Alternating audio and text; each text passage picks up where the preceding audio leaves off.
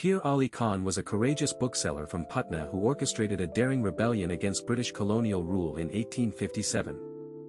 Born around 1812 in Mohammadpur, he operated a bookstore that served as a secret hub for anti-colonial intellectual discourse.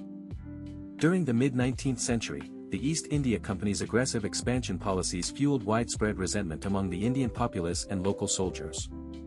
Khan aimed to mobilize the citizens of Patna to overthrow British authority and restore sovereignty to the local regional leadership.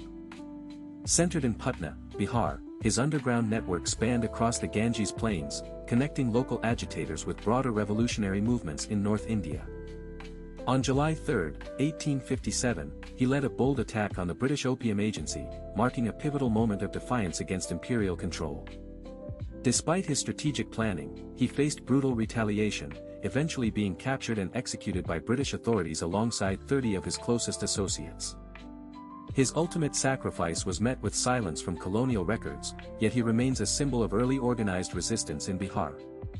Today, his legacy persists as a testament to the intellectual roots of the Indian independence movement, reminding us that books sparked revolutions.